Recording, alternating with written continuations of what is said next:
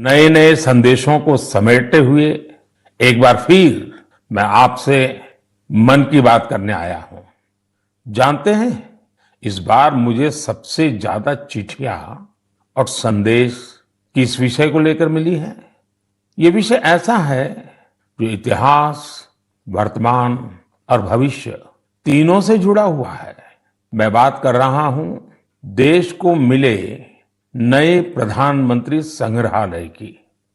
इस 14 अप्रैल को बाबा साहब आम्बेडकर की जन्म जयंती पर प्रधानमंत्री संग्रहालय का लोकार्पण हुआ है।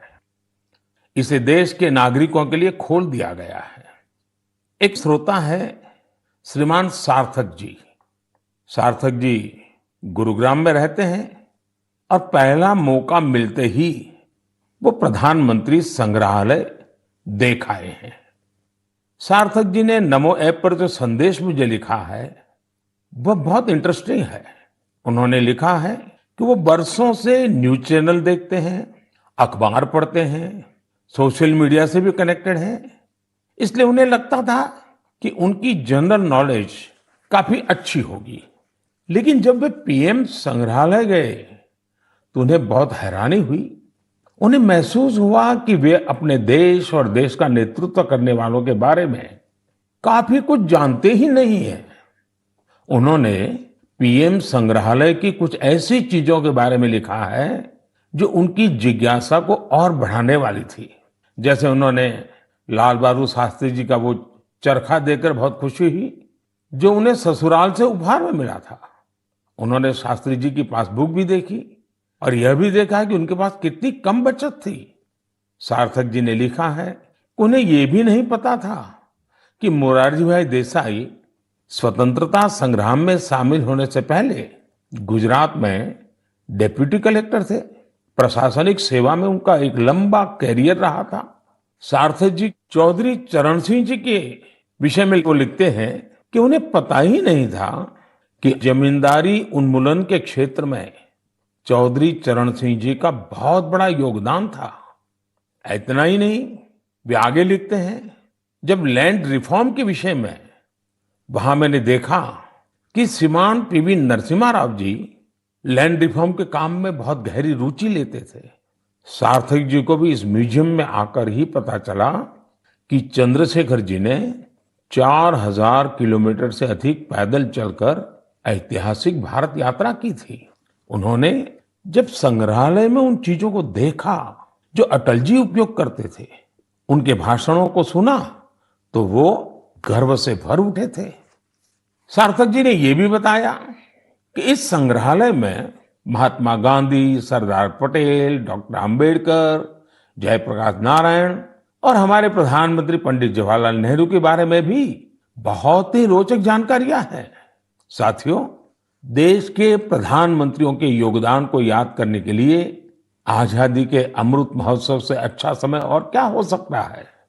देश के लिए यह गौरव की बात है कि आजादी का अमृत महोत्सव एक जन आंदोलन का रूप ले रहा है। इतिहास को लेकर लोगों की दिलचस्पी काफी बढ़ रही है और ऐसे में पीएम म्यूजियम युवाओं के लिए भी आकर्षण का केंद्र बन रहा है, जो देश की अनमोल विरासत से उन्हें जोड़ रहा है। वैसे साथियों, जब म्यूजियम के बारे में आपसे इतनी बातें हो रही हैं, तो मेरा मन किया कि मैं भी आपसे कुछ सवाल करूं। देखते हैं आपकी जनरल नॉलेज क्या कहती है, आपको कितनी जानकारी है। मेरे नौजवान साथियों, आप तैयार हैं? कागज कलम हाथ में ले लिया? अभी मैं आपसे जो पूछने जा रहा हूं, आप उनके उत्तर नमो ऐप या सोशल मीडिया पर #म्यूजियम क्विज के साथ शेयर कर सकते हैं और जरूर करें। मेरा आपसे आग्रह है कि आप इन सभी सवालों का जवाब जरूर दें। इससे देश भर के लोगों में म्यूजियम को लेकर दिलचस्पी और बढ़ेगी। क्या आप जानते हैं कि देश के किस शहर में एक प्रसिद्ध रेल म्यूजियम है, जहां पिछले 45 वर्षों से लोगों को भारतीय रेल की विरासत देखने का मौका मिल रहा है। मैं आपको एक और क्लू देता हूं। आप यहां Fairy Queen, saloon of Prince of Wales से लेकर फायरलेस स्टीम लोकोमोटिव, ये भी देख सकते हैं।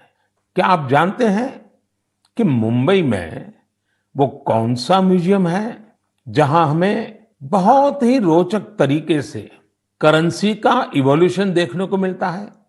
यहाँ ईसा पूर्व छठी शताब्दी के सिक्के मौजूद हैं, तो दूसरी तरफ ई मनी भी मौजूद है।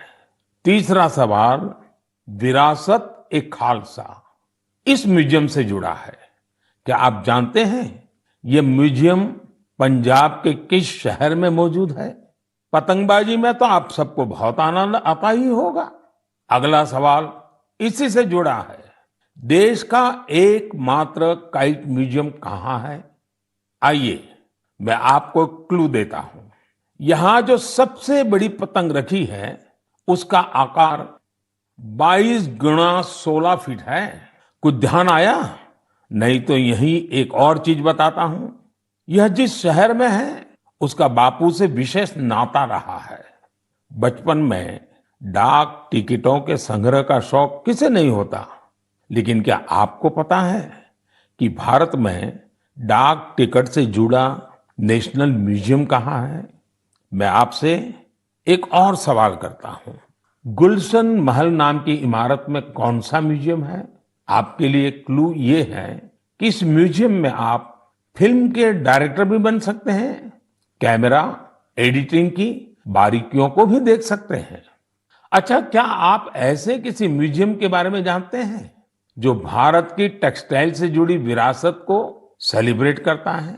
इस म्यूजियम में miniature paintings, Jain manuscripts, sculptures, बहुत कुछ है। ये अपने यूनिक डिस्प्ले के लिए भी जाना जाता है। साथियों, टेक्नोलॉजी के इस दौर में आपके लिए इनके उत्तर खोजना बहुत आसान है।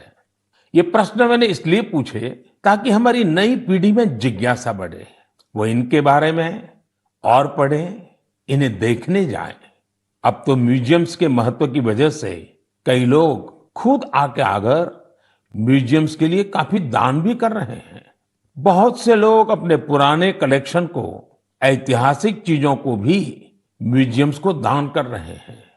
आप जब ऐसा करते हैं तो एक तरह से आप एक सांस्कृतिक पूंजी को पूरे समाज के साथ साझा करते हैं। भारत में भी लोग अब इसके लिए आगे आ रहे हैं। मैं ऐसे सभी निजी प्रयासों की भी सराहना करता हूं। आज बदलते हुए समय में और कोविड प्रोटोकॉल्स की वजह से संग्रहालयों में नए तौर तरीके अपनाने पर जोर दिया जा रहा है। म्यूजियम्स में डिजिटाइजेशन पर भी फोकस बढ़ा है। आप सब जानते हैं कि 18 मई को पूरी दुनिया में इंटरनेशनल म्यूजियम डे मनाया जाएगा। इसे देखते हुए अपने युवा साथियों के लिए मेरे पास एक आइडिया है। क्यों ना आने वाली छुट्टियों में आप अपने दोस्तों की मंडली के साथ किसी स्थानीय म्यूजियम को देखने जाएं।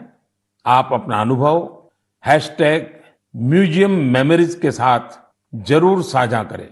आपके ऐसा करने से दूसरों के मन में भी संग्रहालयों को लेकर जिज्ञासा जगेगी।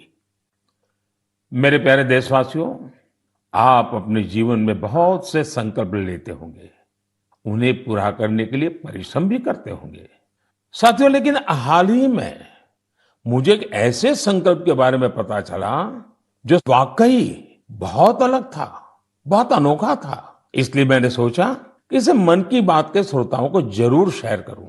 साथियों, क्या आप सोच सकते हैं कि कोई अपने घर से ये संकल्प लेकर निकले कि वो आज दिन भर पूरा शहर घूमेगा और एक भी पैसे का लेन देन कैश में नहीं करेगा, नकद में नहीं करेगा। है ना ये दिलचस्प संकल्प? दिल्ली की 2 बेटियां सागरिका और प्रेक्षा ने ऐसे ही कैशलेस डे आउट का एक्सपेरिमेंट किया। सागरिका और प्रेक्षा दिल्ली में जहां भी गई उन्हें डिजिटल पेमेंट की सुविधा उपलब्ध हो गई। यूपीआई, क्यूआर कोड की वजह से उन्हें कैश निकालने की जरूरत ही नहीं पड़ी। यहां तक कि स्ट्रीट फूड और रेहड़ी पटरी की दुकानों पर भी ज्यादातर जगह उन्हें ऑनलाइन ट्रांजैक्शन की सुविधा मिली। साथियों, कोई सोच सकता है कि दिल्ली है, मेट्रो सिटी है, वहां ये सब होना आसान है। लेकिन अब ऐसा नहीं है कि यूपीआई का ये प्रसार केवल दिल्ली जैसे बड़े शहरों तक ही सीमित है। एक मैसेज मुझे गाजियाबाद से आनंदिता त्रिपाठी का भी मिला है। आनंदिता पिछले सप्ताह अपने पति के साथ नॉर्थ ईस्ट घूमने गई थी। उन्होंने असम से लेकर मेघालय और अरुणाचल प्रदेश के तवांग तक की अपनी यात्रा का अनुभव मुझे बताया। आपको भी ये जानकर सुखद हैरानी होगी कि कई दिन की इस यात्रा में दूर दराज इलाकों में भी उन्हें कैश निकालने की जरूरत ही नहीं पड़ी। जिन जगहों पर कुछ साल पहले तक इंटरनेट की अच्छी सुविधा भी नहीं थी, वहां भी अब यूपीआई से पेमेंट की सुविधा मौजूद है। सागरिका, प्रेक्षा और आनंदिता के अनुभवों को देखते हुए मैं आपसे भी आग्रह करूंगा कि कैशलेस डे आउट का एक्सपेरिमेंट करके देखें। जरूर करें। साथियों, पिछले कुछ सालों में भीम यूपीआई तेजी से हमारी इकोनॉमी और आदतों का हिस्सा बन गया है। अब तो छोटे छोटे शहरों में और ज्यादातर गांवों में भी लोग यूपीआई से ही लेन देन कर रहे हैं। डिजिटल इकोनॉमी से देश में एक कल्चर भी पैदा हो रहा है। गली नुक्कड़ की छोटी छोटी दुकानों में डिजिटल पेमेंट होने से उन्हें ज्यादा से ज्यादा ग्राहकों को सर्विस देना आसान हो गया है। उन्हें अब खुले पैसों की भी दिक्कत नहीं होती। आप भी यूपीआई की सुविधा को रोजमर्रा के जीवन में महसूस करते होंगे। कहीं भी गए, कैश ले जाने का, बैंक जाने का, एटीएम खोजने का झंझट ही खत्म। मोबाइल से ही सारे पेमेंट हो जाते हैं।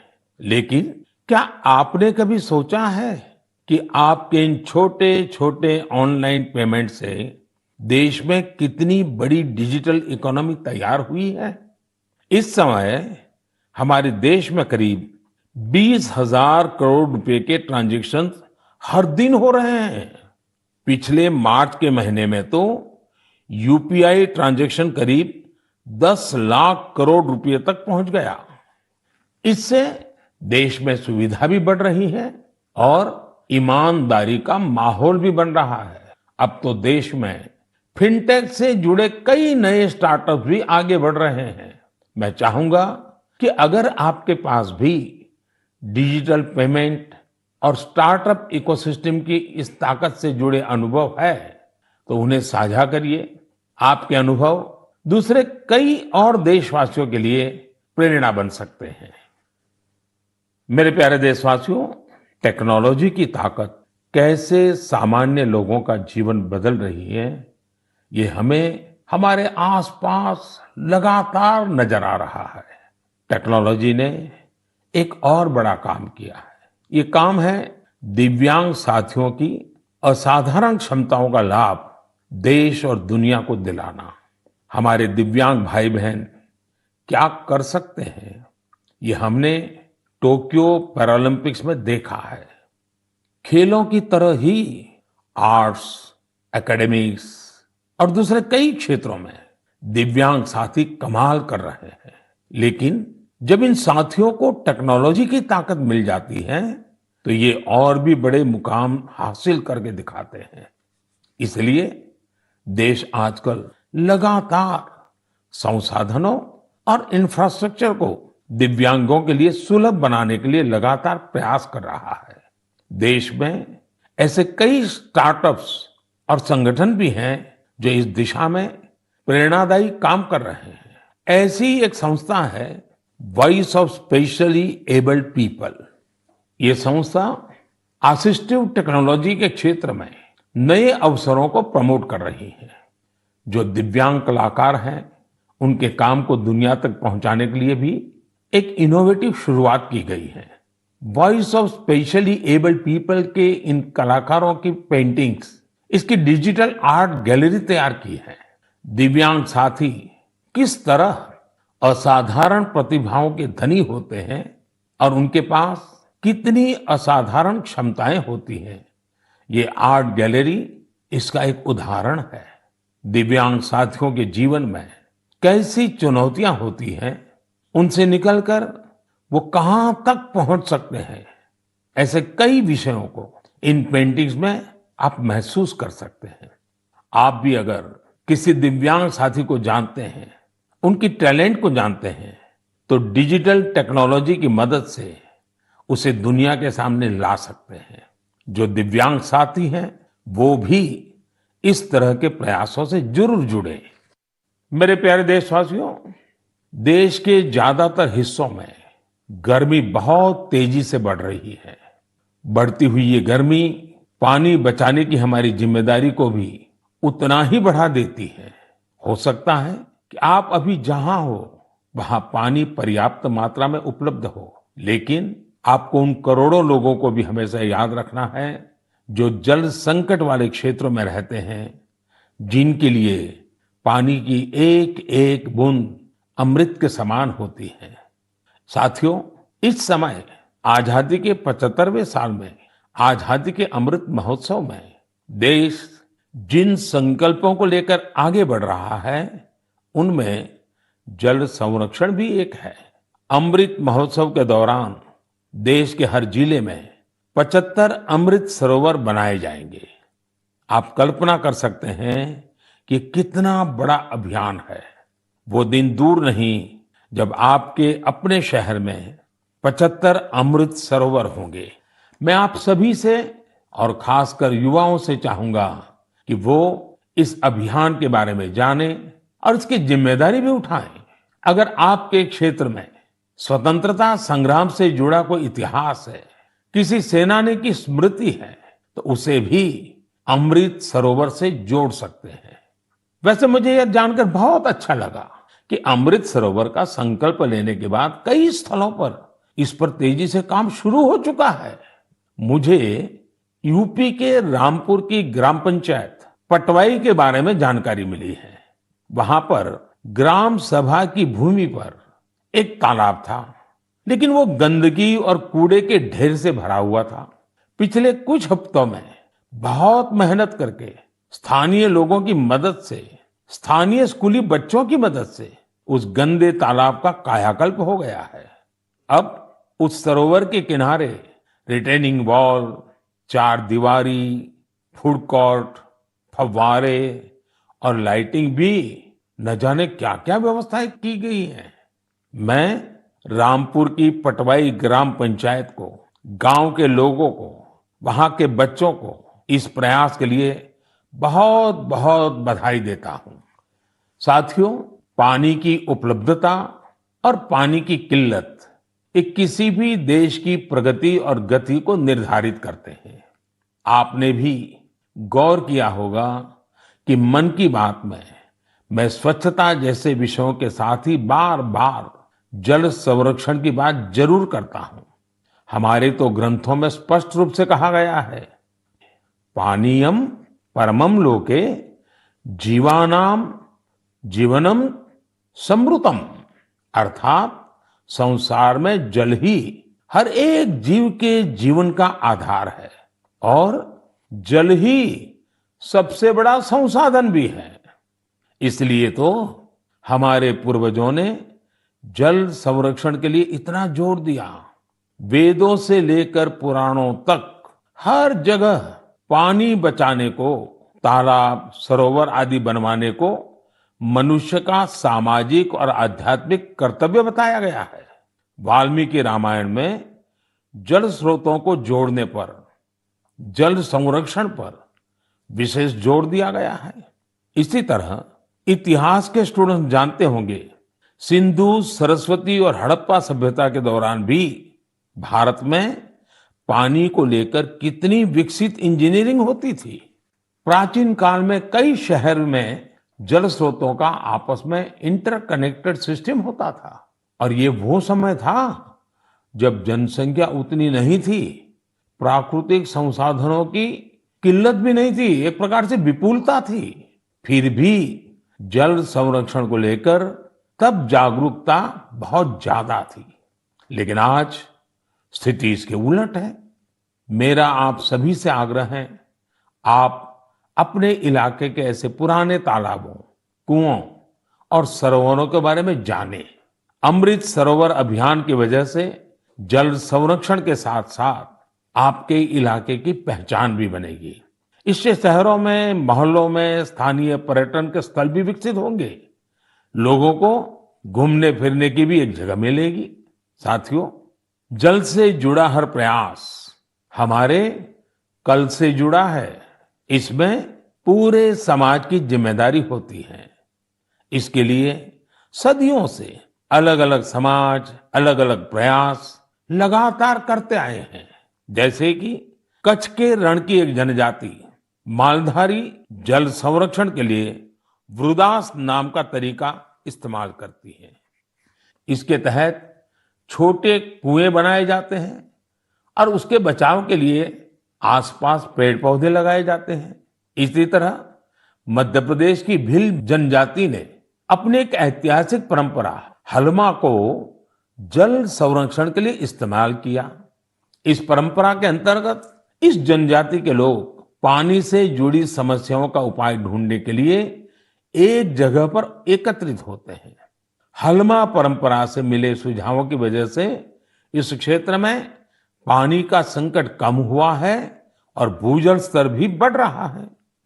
साथियों, ऐसे ही कर्तव्य का भाव अगर सबके मन में आ जाए तो जल संकट से जुड़ी बड़ी से बड़ी चुनौतियों का समाधान हो सकता है। आइए, आजादी के अमृत महोत्सव में हम जल संरक्षण और जीवन संरक्षण का संकल्प लें। हम बूंद बूंद जल बचाएंगे और हर एक जीवन बचाएंगे। मेरे प्यारे देशवासियों, आपने देखा होगा कि कुछ दिन पहले मैंने अपने युवा दोस्तों से, स्टूडेंट से परीक्षा पर चर्चा की थी। इस चर्चा के दौरान कुछ स्टूडेंट से कहा कि उन्हें एग्जाम में गणित से डर लगता है। इसी तरह की बात कई विद्यार्थियों ने मुझे अपने संदेश में भी भेजी थी। उस समय ही मैंने ये तय किया था कि गणित, मैथमेटिक्स पर मैं इस बार के मन की बात में जरूर चर्चा करूंगा। साथियों, गणित तो ऐसा विषय है जिसे लेकर हम भारतीयों को सबसे ज्यादा सहज होना चाहिए। आखिर गणित को लेकर पूरी दुनिया के लिए सबसे ज्यादा शोध और योगदान भारत के लोगों ने ही तो दिया है। शून्य यानी जीरो की खोज और उसके महत्व के बारे में आपने खूब सुना भी होगा। अक्सर आप ये भी सुनते होंगे कि अगर जीरो की खोज न होती तो शायद हम दुनिया की इतनी वैज्ञानिक प्रगति भी न देख पाते। कैलकुलस से लेकर कंप्यूटर्स तक ये सारे वैज्ञानिक आविष्कार जीरो पर ही तो आधारित हैं। भारत के गणितज्ञों और विद्वानों ने यहां तक लिखा है कि यत् किंचित वस्तु तत्सर्वम, यत् किंचित वस्तु तत्सर्वम गणितेन बिना नहीं, गणितेन बिना नहीं। अर्थात इस पूरे ब्रह्मांड में जो कुछ भी है वो सब कुछ गणित पर ही आधारित है। आप विज्ञान की पढ़ाई को याद करिए तो इसका मतलब आपको समझ आ जाएगा। विज्ञान का हर प्रिंसिपल एक मैथमेटिकल फॉर्मूला में ही तो व्यक्त किया जाता है। न्यूटन के लॉज हो, आइंस्टाइन का फेमस इक्वेशन, ब्रह्मांड से जुड़ा सारा विज्ञान एक गणित ही तो है। अब तो वैज्ञानिक भी थियरी ऑफ एवरीथिंग की चर्चा करते हैं, यानी एक ऐसा सिंगल फॉर्मूला जिससे ब्रह्मांड की हर चीज को अभिव्यक्त किया जा सके। गणित के सहारे वैज्ञानिक समझ के इतने विस्तार की कल्पना हमारे ऋषियों ने हमेशा से की है। हमने अगर शून्य का आविष्कार किया तो साथ ही अनंत यानी इन्फिनिट को भी एक्सप्रेस किया है। सामान्य बोलचाल में जब हम संख्याओं और नंबर्स की बात करते हैं तो मिलियन, बिलियन और ट्रिलियन तक बोलते और सोचते हैं, लेकिन वेदों में और भारतीय गणित में ये गणना बहुत आगे तक जाती है। हमारे यहाँ एक बहुत पुराना श्लोक प्रचलित है, एकम दशम शतम चैव सहस्त्रम अयुतम तथा। लक्ष्यम च न्यूनतम चैव कोटिः अर्बुदम एव च वृंदम खर्वो निखर्वः च शंख पद्म च सागरः अंत्यम मध्यम परार्ध च दश वृद्धा यथाक्रमम। इस श्लोक में संख्याओं का ऑर्डर बताया गया है, जैसे कि 1, 10, 100, 1000 और अयूत, लाख, नियूत और कोटि यानी करोड़। इसी तरह यह संख्या जाती है शंख, पद्म और सागर तक। एक सागर का अर्थ होता है कि 10 की पावर 57। यही नहीं, इसके आगे भी ओग और महोग जैसी संख्याएं होती हैं। एक महोग होता है 10 की पावर 62 के बराबर, यानी एक के आगे 62 शून्य, 62 जीरो। हम इतनी बड़ी संख्या की कल्पना भी दिमाग में करते हैं तो मुश्किल होती है, लेकिन भारतीय गणित में इनका प्रयोग हजारों सालों से होता आ रहा है। अभी कुछ दिन पहले मुझसे इंटेल कंपनी के सीईओ मिले थे। उन्होंने मुझे एक पेंटिंग दी थी। उसमें भी वामन अवतार के जरिए गणना या माप की ऐसी ही एक भारतीय पद्धति का चित्रण किया गया था। इंटेल का नाम आया तो कंप्यूटर आपके दिमाग में अपने आप आ गया होगा। कंप्यूटर की भाषा में आपने बाइनरी सिस्टम के बारे में भी सुना होगा, लेकिन क्या आपको पता है कि हमारे देश में आचार्य पिंगला जैसे ऋषि हुए थे जिन्होंने बाइनरी की कल्पना की थी। इसी तरह आर्यभट्ट से लेकर के रामानुजन जैसे गणितज्ञों तक गणित के कितने ही सिद्धांतों पर हमारे यहाँ काम हुआ है। साथियों, हम भारतीयों के लिए गणित कभी मुश्किल विषय नहीं रहा। इसका एक बड़ा कारण हमारी वैदिक गणित भी है। आधुनिक काल में वैदिक गणित का श्रेय जाता है श्री भारती कृष्ण तीर्थ जी महाराज को। उन्होंने कैलकुलेशन के प्राचीन तरीकों को रिवाइव किया और उसे वैदिक गणित नाम दिया। वैदिक गणित की सबसे खास बात यह थी कि इसके जरिए आप कठिन से कठिन गणनाएं पलक झपकते ही मन में ही कर सकते हैं। आजकल तो सोशल मीडिया पर वैदिक गणित सीखने और सिखाने वाले ऐसे कई युवाओं के वीडियोस भी आपने देखे होंगे। साथियों, आज मन की बात में वैदिक गणित सिखाने वाले एक ऐसे ही साथी हमारे साथ भी जुड़ रहे हैं। ये साथी हैं कोलकाता के गौरव टेकरीवाल जी, और वो पिछले 2-2.5 दशक से वैदिक मैथमेटिक इस मूवमेंट को बड़े समर्पित भाव से आगे बढ़ा रहे हैं। आइए उनसे ही कुछ बातें करते हैं। गौरव जी, नमस्ते। नमस्ते सर। मैंने सुना है कि आप वैदिक मैथ्स के लिए काफी रुचि रखते हैं, बहुत कुछ करते हैं। तो पहले तो मैं आपके विषय में कुछ जानना चाहूंगा और बाद में इस विषय में आपकी रुचि कैसे है, जरा मुझे बताइए। सर, मैं 20 साल पहले जब बिजनेस स्कूल के लिए अप्लाई कर रहा था तो उसकी कॉम्पिटिटिव एग्जाम होती थी जिसका नाम है कैट। उसमें बहुत सारे गणित के सवाल आते थे जिसको कम समय में करना पड़ता था।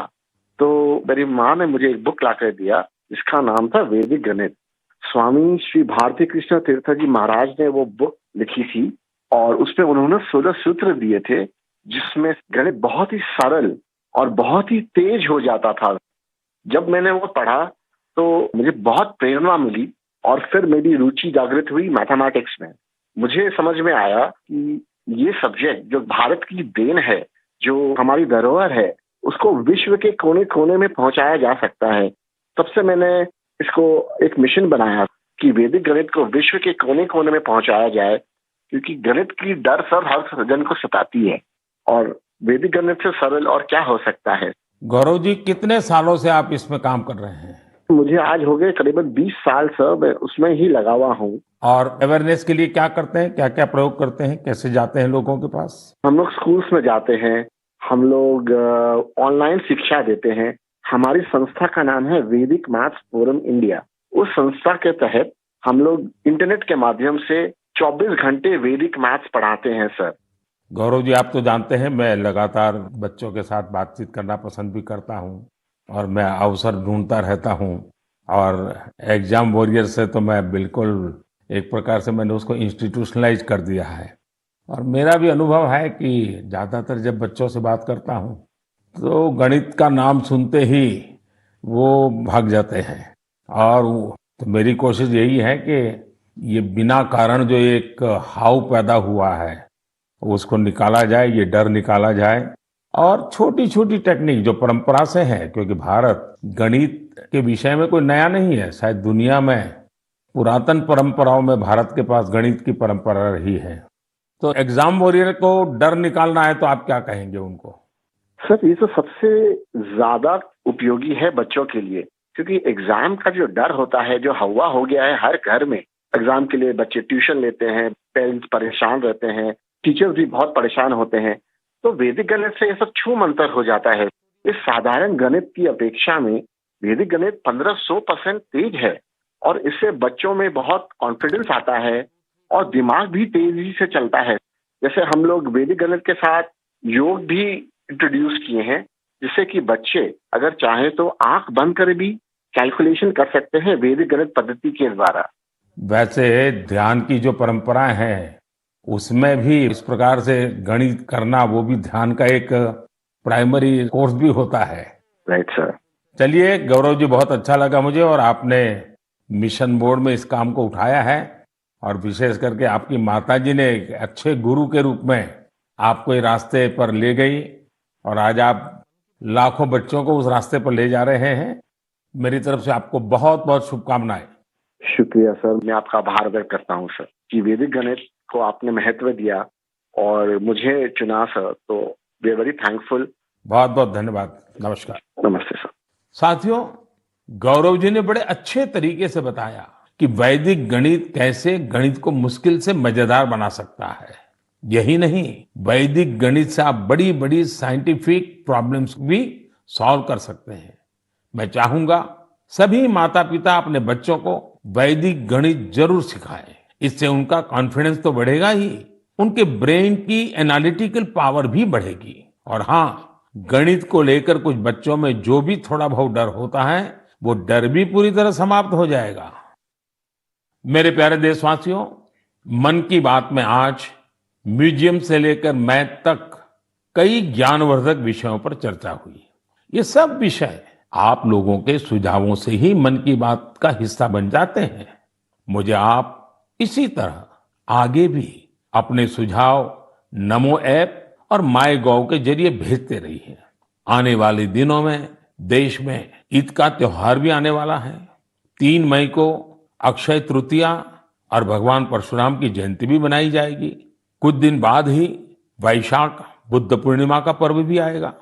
ये सभी त्योहार संयम, पवित्रता, दान और सौहार्द के पर्व हैं। आप सभी को इन पर्वों की अग्रिम शुभकामनाएं।